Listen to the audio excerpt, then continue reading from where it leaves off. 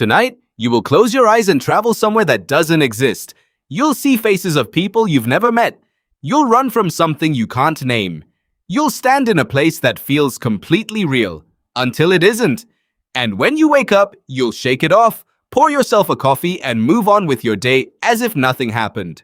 But something did happen. Something ancient. Something your brain has been doing every single night for at least 300,000 years.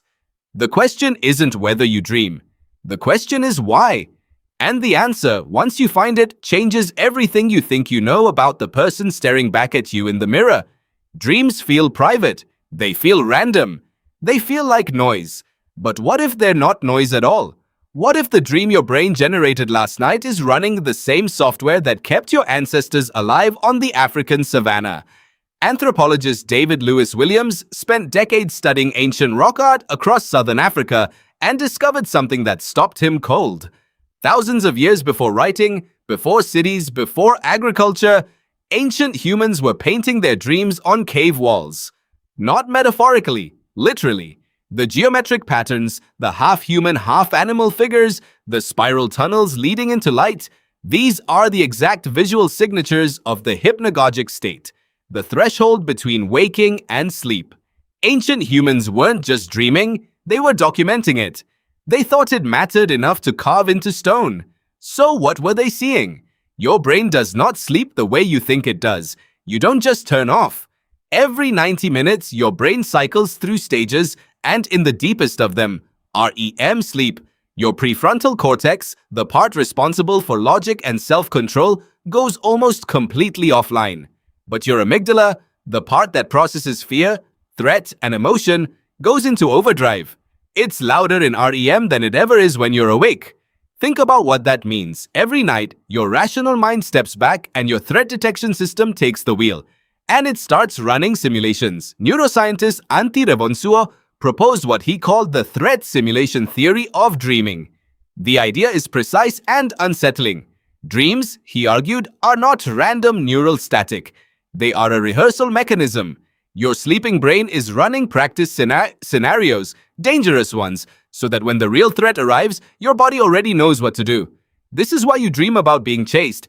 This is why you dream about falling. This is why you dream about standing in a crowd with no clothes on, or showing up to an exam you didn't study for. Your brain is testing you.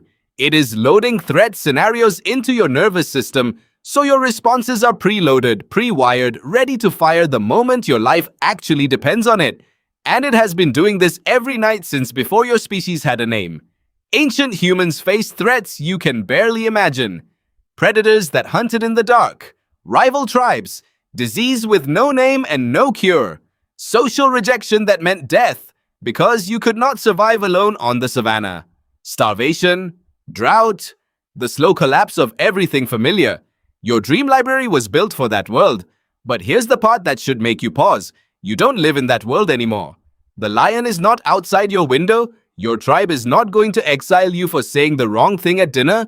And yet, every night, your brain pulls from that same ancient archive.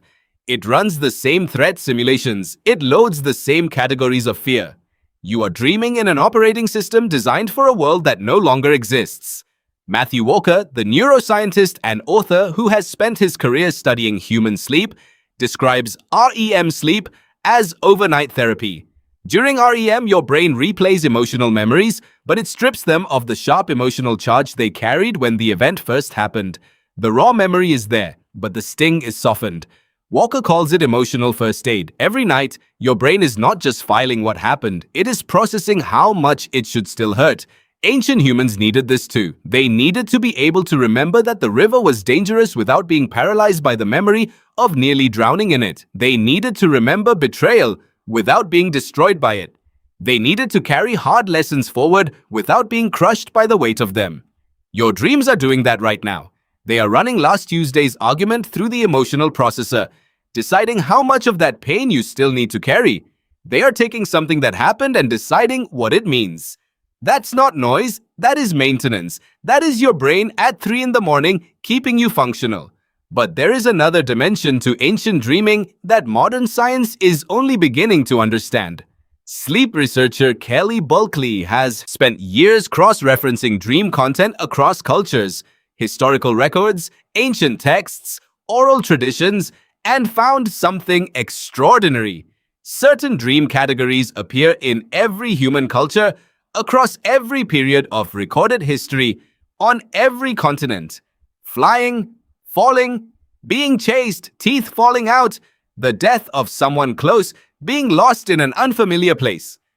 These are not culturally transmitted dreams. You didn't learn to have them. Your grandmother didn't teach you. They are ancestral. They are inherited at a level so deep, it predates language itself. What does it mean to inherit a dream? It means the simulation your brain ran last night, that slow-motion chase through an empty building, that moment where you couldn't scream no matter how hard you tried. That simulation was probably running inside your great-great-grandmother too, and her great-great-grandmother before her, threading all the way back through 10,000 generations to a human who slept under open sky and woke up to a world with no doctors, no doors, no safety nets of any kind. You share your dreams with the dead. And here is the counterintuitive twist. Ancient humans did not think dreams were inside the mind. Not even slightly. In nearly every early human culture on record, dreams were understood as real events happening in a real place, a parallel world that the soul traveled to during sleep. Shamans were the ones who could navigate that world deliberately. They could enter it, explore it, bring back information from it. Dreams were not symbols to be interpreted. They were dispatches from a living world beyond the one you could touch. Modern neuroscience says the ancient humans were wrong about the mechanism. The dream world is not literally real. It is generated by your own brain, borrowing from memory, fear, and desire. But here is what modern neuroscience also says. The emotional information in dreams is completely real. The fear is real. The grief is real. The decision-making your brain rehearses in the dream is real. The emotional recalibration happening during REM is real. Ancient humans were processing something genuine every night. They just didn't have the language of neurons to describe what it was. So they built temples around it. They painted it on cave walls. They organized entire spiritual systems around the information their sleeping minds were generating. Maybe they weren't as wrong as you think. There is one more thing worth sitting with. Modern humans are, by every measure, the most sleep-deprived humans in history. Artificial light, screens, anxiety, schedules, all of it chips away at the REM sleep your brain desperately needs. Every hour of REM you lose is an hour of emotional processing that didn't happen. An hour of threat simulation that went unrun. An hour of maintenance your brain was trying to do and couldn't. Ancient humans slept differently. They slept in phases, once in the early dark, then waking in the middle of the night, then sleeping again until dawn. Historian A. Roger Ekirch documented this pattern across hundreds of pre-industrial sources, letters, diaries, court records, medical texts. The hours between the first and second sleep were not wasted. They were used for reflection, prayer, conversation, and, most often, for thinking carefully about what had just been dreamed.